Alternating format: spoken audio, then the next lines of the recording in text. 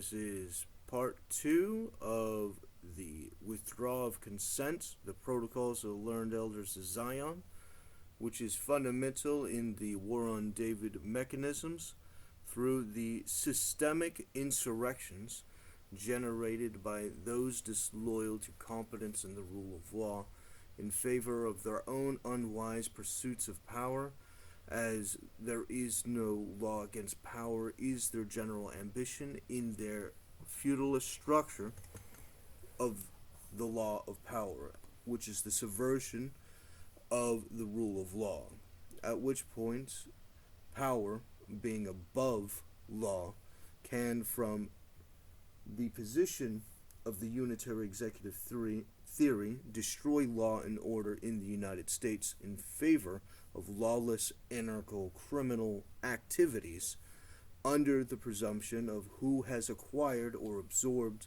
the powers from the impartial third-party law structure, at which point the parasite, eating from the vulnerable rule of law without the checks and balances in order to protect it, without a people generating agents loyal to it, it will die of the apathy generated by their own lusts and lack of wisdom as they systemically seek the eradication of competence inside the system in favor of exploiting it through systemic RICO rackets, acquiring the ingestion of illegal profits in order to subvert the legislator's power of the purse in favor of their own feudalist structures, posturing against each other, asserting their power of their party and their faction against each other until they have eradicated the order and all outside groups. In Norse mythology, the belief that one has power is the belief that one should have authority, instead of the separation of powers and authorities from each other. There is the position that because one has power, you have the right to rule, and if one is overthrown, there is no authority by which to reinstate it, as the act of having the power is the authority, and that there is no other thing to consider except the posturing of force, one against the other, and since there are no challenges, the competence of arguments, such as is generated in law, becomes an act of treason to the Confederates, whose singular loyalty eats to the acts of their phantom cells and their reproduction of terrorist violence, asserting their opposition to any form of legitimate government, which is consistently threatened and curtailed into subjugation to the terrorism, at which point power is the ends in of itself, and that there is no exchanging of power, but there is only the recycling of the parasite, asserting its extension, similar to Final Fantasy VII's Genova. There is only the rewriting of history. There is only the genocidal maniacs, and nothing else will ever be considered by them, as it is their entire religion. Satanism is their religion. They are Satanist religious radicals. Their one loyalty is the destruction of humankind and its orders. In order to establish an absolute majority, which cannot be got from the educated propertied classes. In this way, by inculcating in all a sense of self-importance, we shall destroy among the Goyim the importance of the family and its educational value and remove the possibility of individual minds splitting off, for the mob, handled by us, will not let them come to the front nor even give them a hearing. It is accustomed to listen to us only who pay it for obedience and attention. In this way we shall create a blind, mighty force which will never be in a position to move in any direction without the guidance of our agents set at its head by us as leaders of the mob. The people will submit to this regime because it will know that upon these leaders will depend its earnings, gratifications, and the receipt of all kinds of benefits. 6. A scheme of government should come ready-made from one brain, because it will never be clinched firmly if it is allowed to be split into fractional parts in the minds of many. It is allowable, therefore, for us to have cognizance of the scheme of action but not to discuss it lest we disturb its artfulness, the interdependence of its component parts, the practical force of the secret meaning of each clause. To discuss and make alterations in a labor of this kind by means of numerous votings is to impress upon it the stamp of all ratiocinations and misunderstandings which have failed to penetrate the depth and nexus of its plotting.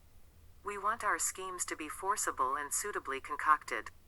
Therefore we ought not to fling the work of genius of our guide to the fangs of the mob or even of a select company. 7. These schemes will not turn existing institutions upside down just yet. They will only effect changes in their economy and consequently in the whole combined movement of their progress, which will thus be directed along the paths laid down in our schemes. Poison of liberalism. 8. Under various names there exists in all countries approximately one and the same thing. Representation, Ministry, Senate, State Council, Legislative and Executive Corps. I need not explain to you the mechanism of the relation of these institutions to one another, because you are aware of all that. Only take note of the fact that each of the above-named institutions corresponds to some important function of the state, and I would beg you to remark that the word important I apply not to the institution but to the function. Consequently, it is not the institutions which are important but their functions. These institutions have divided up among themselves all the functions of government, administrative, legislative, executive, wherefore they have come to operate as do the organs in the human body. If we injure one part in the machinery of state, the state falls sick, like a human body, and will die. 9. When we introduced into the state organism the poison of liberalism, its whole political complexion underwent a change. States have been seized with a mortal illness, blood poisoning. All that remains is to await the end of their death agony. 10. Liberalism produced constitutional states, which took the place of what was the only safeguard of the goyim, namely despotism, and a constitution, as you well know, is nothing else but a school of discords, misunderstandings, quarrels, disagreements, fruitless party agitations, party whims, in a word, a school of everything that serves to destroy the personality of state activity. The Tribune of the Talkerics has, no less effectively than the press, condemned the rulers to inactivity and impotence, and thereby rendered them useless and superfluous, for which reason indeed they have been in many countries deposed. Then it was that the era of republics become possible of realization, and then it was that we replaced the ruler by a caricature of a government, by a president, taken from the mob, from the midst of our puppet creatures, our slaves. This was the foundation of the mine which we have laid under the Goy people, I should rather say, under the Goy peoples. We name presidents. 11. In the near future we shall establish the responsibility of presidents. 12. By that time we shall be in a position to disregard forms in carrying through matters for which our impersonal puppet will be responsible. The act of generating a unitary executive theory into the absolute force of the president generates the subversion of the hierarchy in order to create the inferior agents who acquire the actual power, which is the insurgent Confederates who have asserted themselves into those positions, ingesting the responsibility of taking as the injury of liability of intent to be able to supersede the orders of the superior in order to engage in the posturing of necessary force in order to acquire their missions, at which point the assertion of their actions is independent and separate to the president, at which point, when the normalization of this has come to maturity, the president, having no actual functioning power or authority, is completely subverted and can be ignored, as the buffoons that supported this have only subverted their own ability to assert power or authority, can easily be ignored, can easily be assassinated, can easily be removed or put to the side as an old, frail, decrepit, mindless man or woman, at which point your ability to assert those who are not viewed as a center of authority, who can be put to the corner, as it were, could be put into the timeout, as it were, generates the ability to increasingly ignore them in favor of the Confederate executive, at which point the non-American system is actively in force, generating the obligation of the use of checks and balances for aggressive force by the Americans in order to subvert the insurrection, in order to reestablish the constitutional rule of law, which is the only system that will fix the country.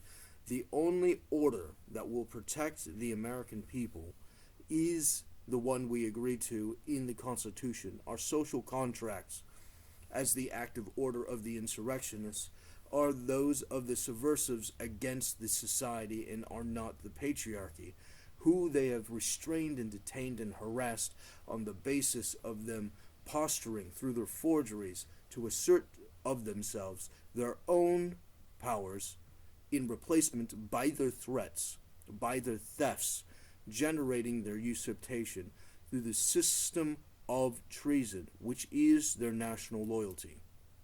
What do we care if the ranks of those striving for power should be thinned, if there should arise a deadlock from the impossibility of finding presidents, a deadlock which will finally disorganize the country? 13. In order that our scheme may produce this result, we shall arrange elections in favor of such presidents as have in their past some dark, undiscovered stain, some Panama or other, then they will be trustworthy agents for the accomplishment of our plans out of fear of revelations and from the natural desire of everyone who has attained power, namely, the retention of the privileges, advantages and honor connected with the office of president. The Chamber of Deputies will provide cover for, will protect, will elect presidents, but we shall take from it the right to propose new, or make changes in existing laws, for this right will be given by us to the responsible president, a puppet in our hands. Naturally, the authority of the presidents will then become a target for every possible form of attack, but we shall provide him with a means of self-defense in the right of an appeal to the people, for the decision of the people over the heads of their representatives, that is to say, an appeal to that some blind slave of ours, the majority of the mob. Independently of this, we shall invest the president with the right of declaring a state of war. We shall justify this last right on the ground that the president as chief of the whole army of the country must have it at his disposal, in case of need for the defense of the new republican constitution, the right to defend which will belong to him as the responsible representative of this constitution. 14. It is easy to understand them in these conditions. The key of the shrine will lie in our hands, and no one outside ourselves will any longer direct the force of legislation. 15. Besides this, we shall, with the introduction of the new Republican Constitution, take from the Chamber the right of interpellation on government measures on the pretext of preserving political secrecy, and, further, we shall by the new Constitution reduce the number of representatives to a minimum, thereby proportionately reducing political passions and the passion for politics. If, however, they should, which is hardly to be expected, burst into flame, even in this minimum, we shall nullify them by a stirring appeal and a reference to the majority of the whole people. Upon the President will depend the appointment of Presidents and Vice Presidents of the Chamber and the Senate. Instead of constant sessions of parliaments, we shall reduce their sittings to a few months. Moreover, the President, as chief of the executive power, will have the right to summon and dissolve Parliament, and, in the latter case, to prolong the time for the appointment of a new parliamentary assembly. But in order that the consequences of all these acts, which in substance are illegal, should not prematurely for our plans, upon the responsibility established by use of the President, we shall instigate ministers and other officials of the higher administration about the President to evade his dispositions by taking measures of their own, for doing which they will be made the scapegoats in his place. This part we especially recommend to be given to be played by the Senate, the Council of State, or the Council of Ministers, but not to an individual official. 16. The President will, at our discretion, interpret the sense of such of the existing laws as admit of various interpretation. He will further annul them when we indicate to him the necessity to do so. Besides this, he will have the right to propose temporary laws, and even new departures in the government constitutional working, the pretext both for the one and the other being the requirements for the supreme welfare of the state. We shall destroy. 17. By such measure we shall obtain the power of destroying little by little, step by step, all that at the outset when we enter on our rights, we are compelled to introduce into the constitutions of states to prepare for the transition to an imperceptible abolition of every kind of constitution, and then the time has come to turn every form of government into our despotism. 18. The recognition of our despot may also come before the destruction of the Constitution. The moment for this recognition will come when the peoples, utterly wearied by the irregularities and incompetence, a matter which we shall arrange for, of their rulers, will clamor, away with them and give us one king over all the earth who will unite us and annihilate the causes of disorders, frontiers, nationalities, religions, state debts, who will give us peace and quiet which we cannot find under our rulers and representatives. 19. But you yourselves perfectly well know that to produce the possibility of the expression of such wishes by all the nations it is indispensable to trouble in all countries the people's relations with their governments so as to utterly exhaust humanity with dissension, hatred, struggle, envy, and even by the use of torture, by starvation, by the inoculation of diseases, by want, so that the Goyim see no other issue than to take refuge in our complete sovereignty in money and in all else. 20. But if we give the nations of the world a breathing space the moment we long for is hardly likely ever to arrive. Protocol No. 11. 1. The State Council has been, as it were, the emphatic expression of the authority of the ruler. It will be, as the show part of the legislative corps, what may be called the editorial committee of the laws and decrees of the ruler. 2. This, then, is the program of the new Constitution. We shall make law, right and justice 1. In the guise of proposals to the legislative corps, 2. By decrees of the President under the guise of general regulations, of orders of the Senate and of resolutions of the State Council in the guise of ministerial orders, 3. And in case a suitable occasion should arise, in the form of a revolution in the state. 3. Having established approximately the modus agendi, we will occupy ourselves with details of those combinations by which we have still to complete the revolution in the course of the machinery of state in the direction already indicated. By these combinations I mean the freedom of the press, the right of association, freedom of conscience, the voting principle, and many another that must disappear forever from the memory of man, or undergo a radical alteration the day after the promulgation of the new Constitution. It is only at the moment that we shall be able at once to announce all our orders, for, afterwards, every noticeable alteration will be dangerous, for the following reasons. If this alteration be brought in with harsh severity and in a sense of severity and limitations, it may lead to a feeling of despair caused by fear of new alterations in the same direction. If, on the other hand, it be brought in a sense of further indulgences, it will be said that we have recognized our own wrong-doing, and this will destroy the prestige of the infallibility of our authority, or else it will be said that we have become alarmed and are compelled to show a yielding disposition, for which we shall get no thanks because it will be supposed to be compulsory. Both the one and the other are injurious to the prestige of the new Constitution. What we want is that from the first moment of its promulgation, while the peoples of the world are still stunned by the accomplished fact of the revolution, still in a condition of terror and uncertainty, they should recognize once for all that we are so strong, so inexpugnable, so superabundantly filled with power, that in no case shall we take any account of them, and so far from paying any attention to their opinions or wishes, we are ready and able to crush with irresistible power all expression or manifestation thereof at every moment and in every place, that we have seized at once everything we wanted and shall in no case divide our power with them. Then in fear and trembling they will close their eyes to everything, and be content to await what will be the end of it all. We are wolves. 4. The Goyim are a flock of sheep, and we are their wolves. And you know what happens when the wolves get hold of the flock? 5. There is another reason also why they will close their eyes, for we shall keep promising them to give back all the liberties we have taken away as soon as we have quelled the enemies of peace and tamed all parties. 6. It is not worth to say anything about how long a time they will be kept waiting for this return of their liberties. 7. For what purpose then have we invented this whole policy and insinuated it into the minds of the Goy without giving them any chance to examine its underlying meaning? For what, indeed, if not in order to obtain in a roundabout way what is for our scattered tribe unattainable by the direct road? It is this which has served as the basis for our organization of secret masonry which is not known to, and aims which are not even so much as suspected by, these Goy cattle, attracted by us into the show army of Masonic lodges in order to throw dust in the eyes of their fellows. 8. God has granted to us, his chosen people, the gift of the dispersion, and in this which appears in all eyes to be our weakness, has come forth all our strength, which has now brought us to the threshold of sovereignty over all the world. 9. There now remains not much more for us to build up upon the foundation we have laid. Protocol No. 12. 1. The word freedom, which can be interpreted in various ways, is defined by us as follows: 2. Freedom is the right to do which the law allows. This interpretation of the word will at the proper time be of service to us, because all freedom will thus be in our hands, since the laws will abolish or create only that which is desirable for us according to the aforesaid program. 3. We shall deal with the press in the following way. What is the part played by the press today? It serves to excite and inflame those passions which are needed for our purpose, or else it serves selfish ends of parties. It is often vapid, unjust, mendacious, and the majority of the public have not the slightest idea what ends the press really serves.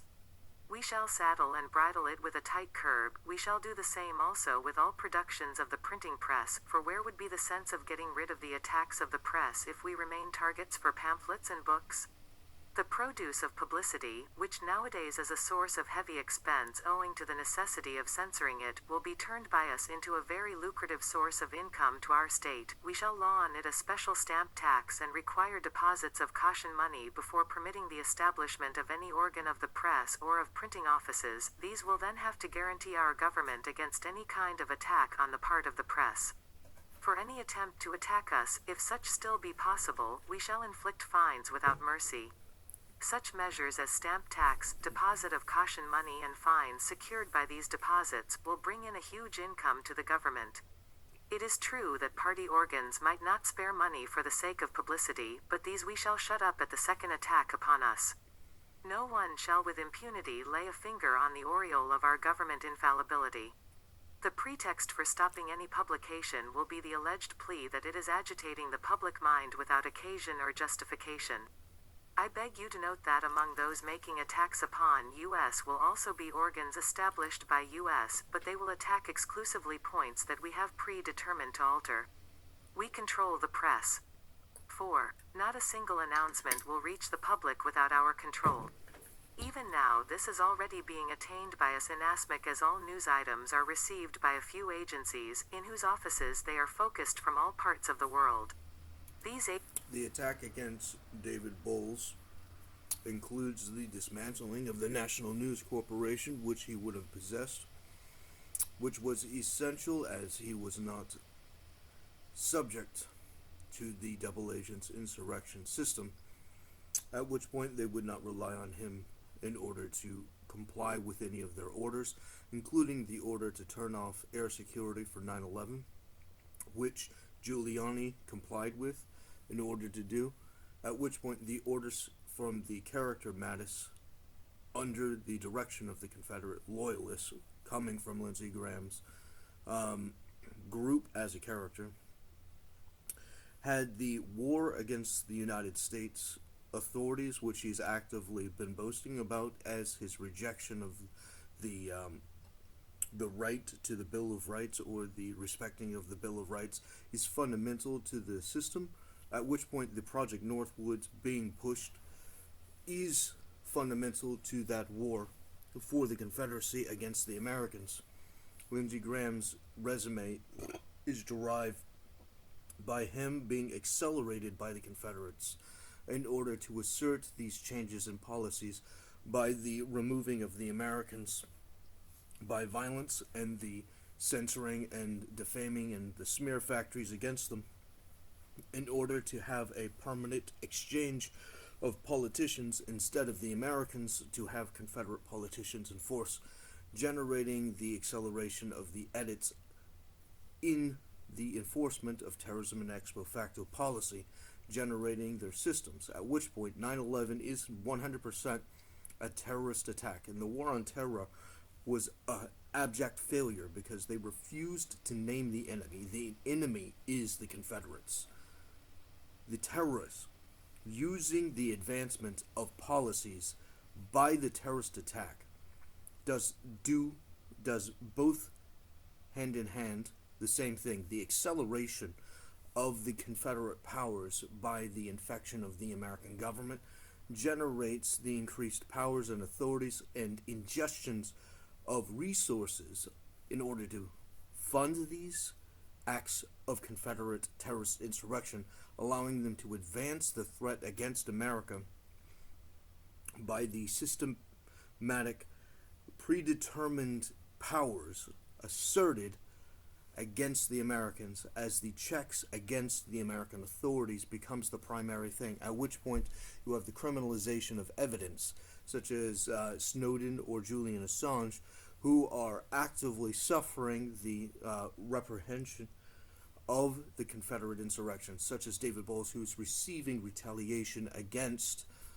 the Confederates in order to defend their position in the destruction and replacement of the Americans for arbitrary evils, which is their fundamental loyalty in their insurrectionist campaigns.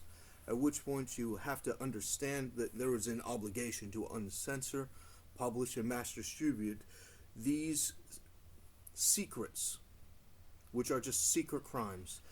And the secret crimes fund more secret criminal campaigns. Not just the legitimate functions of government without the power of the purse, but the actual criminal enterprise itself is maintained by these criminal profits. The increased reliance on dark money generated by the black market, which is protected by the dark money's censored accounts, the hiding of secrets in order to subvert national security is a function that subverts the spirit of law. It is fraud, it is treason, it is usurpation. They are an enemy of the United States, and as an enemy combatant, they must be arrested and they must be compelled forcefully into the duel with David and the American leadership in order to engage in the public showdown concerning the viable solutions to national security, either to declare war on the Confederacy or to declare war on the United States. Agencies will then be already entirely ours and will give publicity only to what we dictate to them. 5. If already now we have contrived to possess ourselves of the minds of the Goy communities to such an extent that they all come near looking upon the events of the world through the colored glasses of those spectacles we are setting astride their noses, if already now there is not a single state where there exist for us any barriers to admittance into what Goy stupidity calls state secrets, what will our positions be then, when we shall be acknowledged supreme lords of the world in the person of our King of all the world?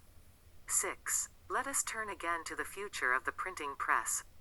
Everyone desirous of being a publisher, librarian, or printer will be obliged to provide himself with the diploma instituted therefor, which, in case of any fault, will be immediately impounded.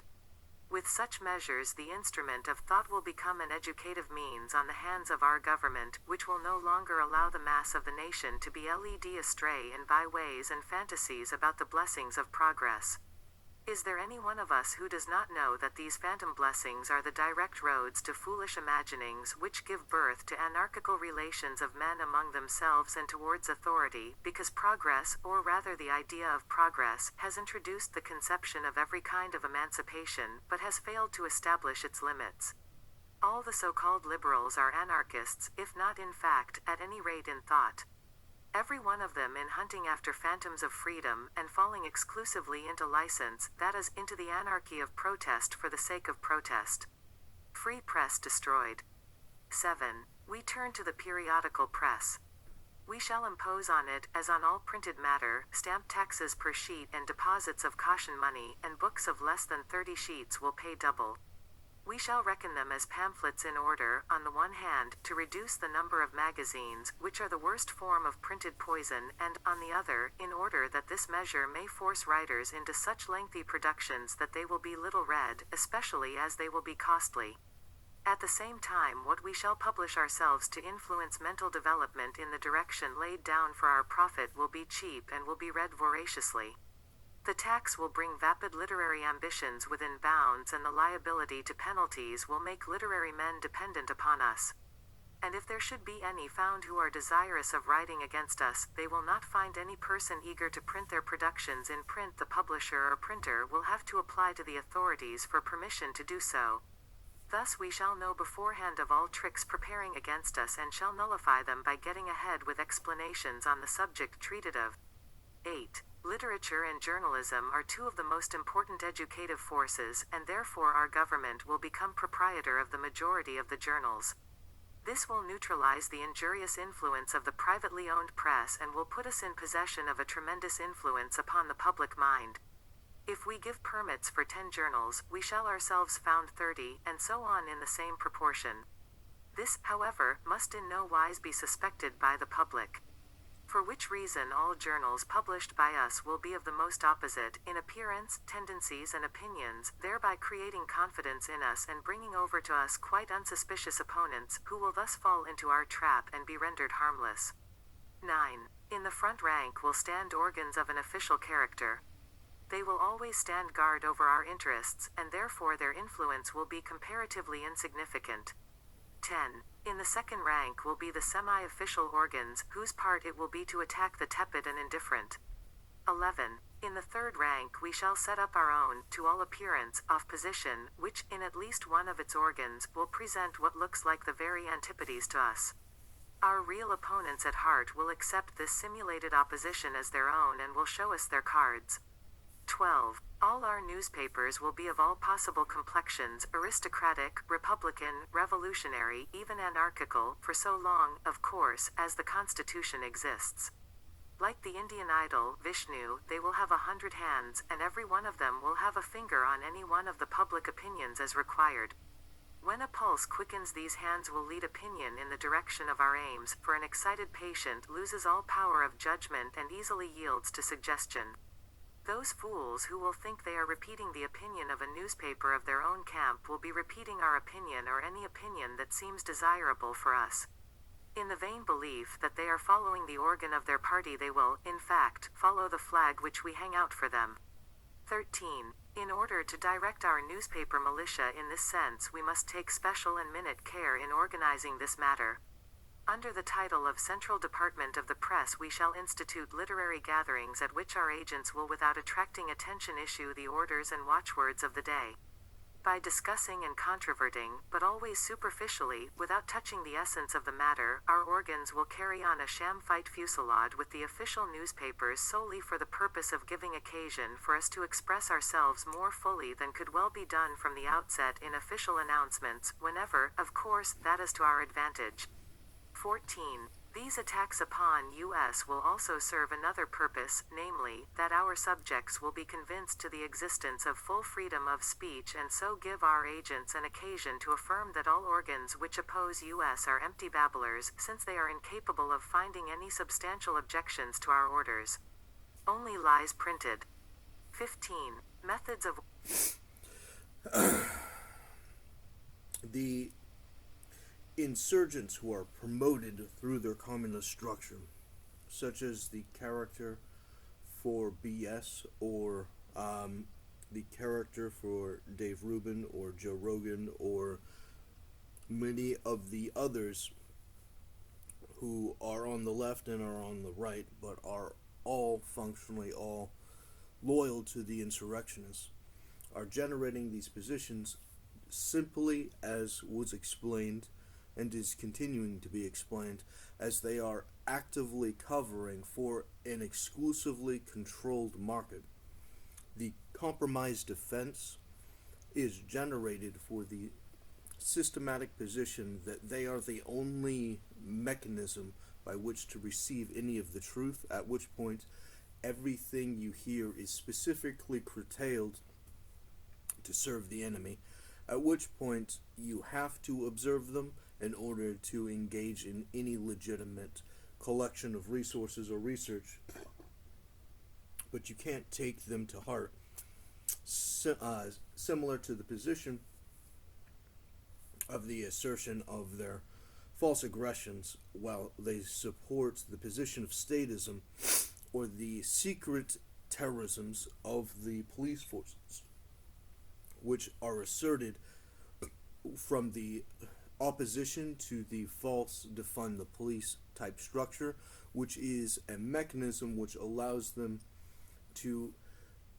The false left says dissolve the police funds or defund the police, which generates the police's non-action to law enforcement, which they weren't doing anyways, which allows them the advantage to have control over the general public into the coercion of getting the general acceptance into their use of force, which is necessarily excessive by definition.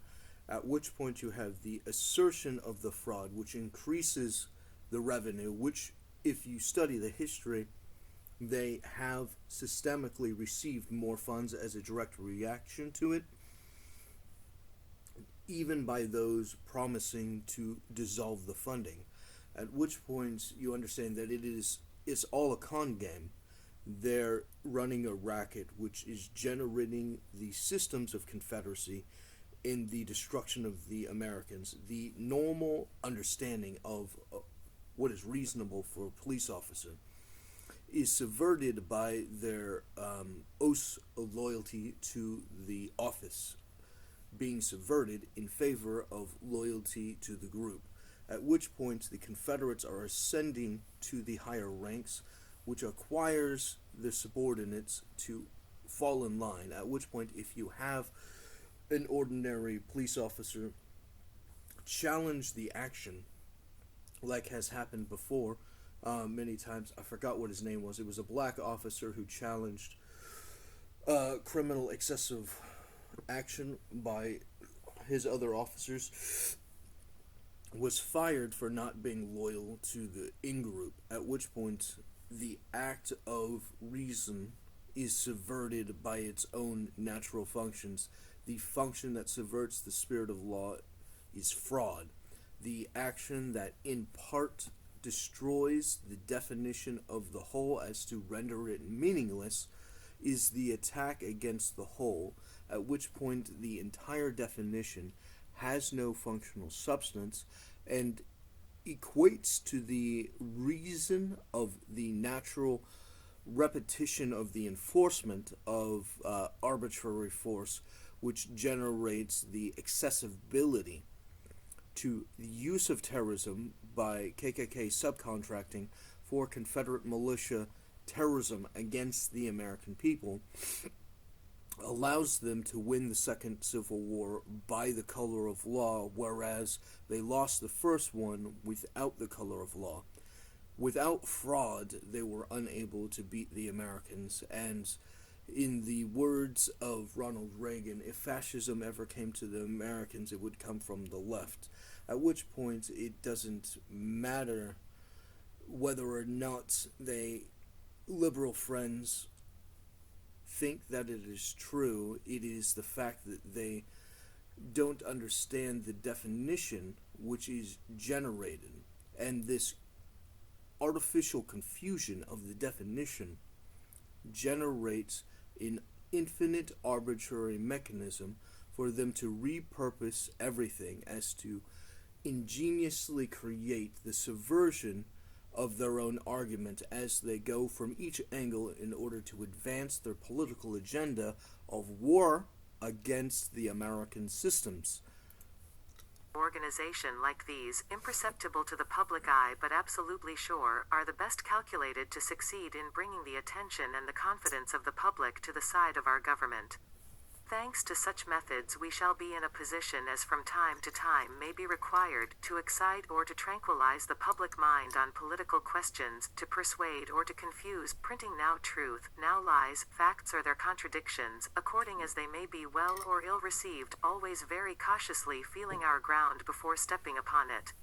We shall have a sure triumph over our opponents, since they will not have at their disposition organs of the press in which they can give full and final expression to their views owing to the aforesaid methods of dealing with the press. We shall not even need to refute them except very superficially. 16. Trial shots like these, fired by us in the third rank of our press, in case of need, will be energetically refuted by us in our semi-official organs. 17. Even nowadays, already, to take only the French press, there are forms which reveal Masonic solidarity in acting on the watchword. All organs of the press are bound together by professional secrecy, like the augurs of old. Not one of their numbers will give away the secret of his sources of information unless it be resolved to make announcement of them. Not one journalist will venture to betray this secret, for not one of them is ever admitted to practice literature unless his whole past has some disgraceful sore or other. These sores would be immediately revealed. So long as they remain the secret of a few, the prestige of the journalist attacks the majority of the country. The mob follow after him with enthusiasm. 18. Our calculations are especially extended to the provinces. It is indispensable for us to inflame there those hopes and impulses with which we could at any moment fall upon the capital, and we shall represent to the capitals that these expressions are the independent hopes and impulses of the provinces. Naturally, the source of them will be always one and the same, ours.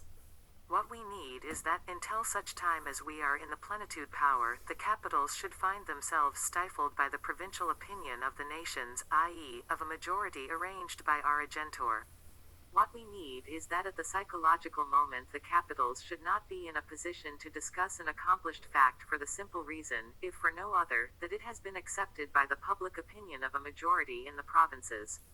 19. When we are in the period of the new regime transitional to that of our assumption of full sovereignty, we must not admit any revelation by the press of any form of public dishonesty. It is necessary that the new regime should be thought to have so perfectly contented everybody that even criminality has disappeared. The acts of asserting voter fraud as a challenge to their system is their promotion of,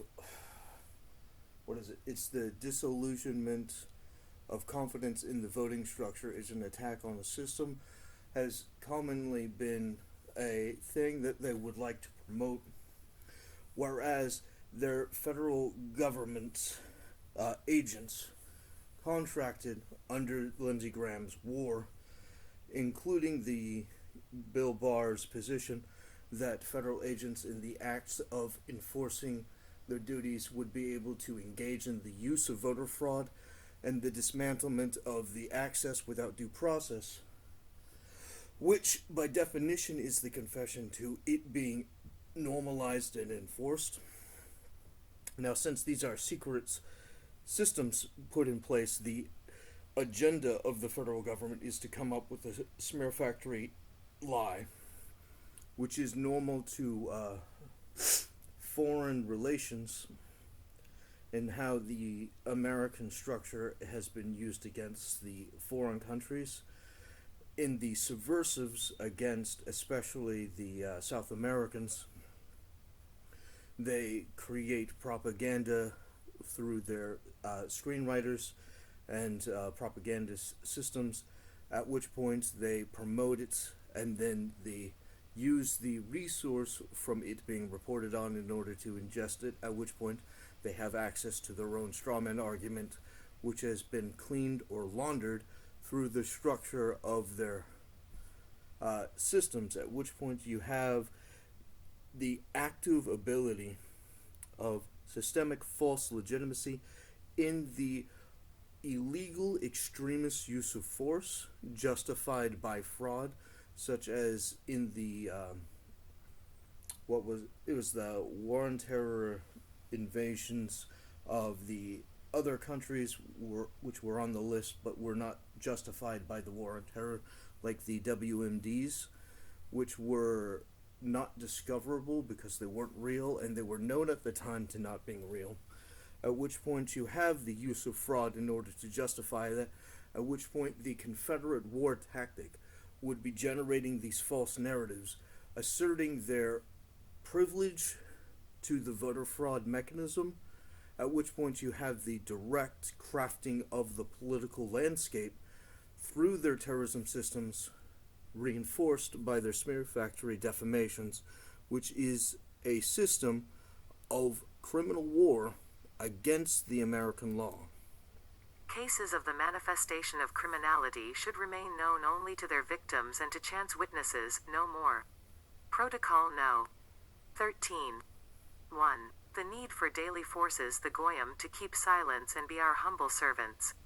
Agents taken onto our press from among the Goyim will at our orders discuss anything which it is inconvenient for us to issue directly in official documents, and we meanwhile, quietly amid the din of the discussion so raised, shall simply take and carry through such measures as we wish and then offer them to the public as an accomplished fact.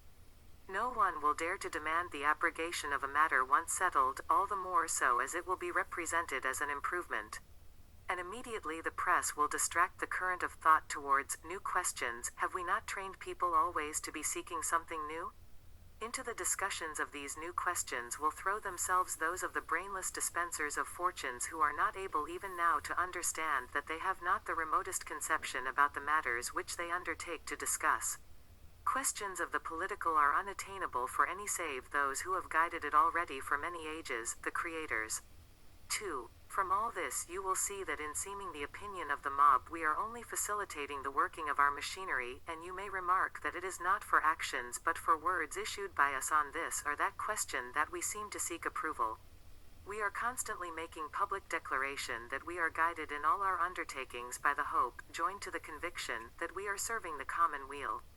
We deceive workers. 3. In order to distract people who may be too troublesome from discussions of questions of the political, we are now putting forward what we allege to be new questions of the political, namely, questions of industry.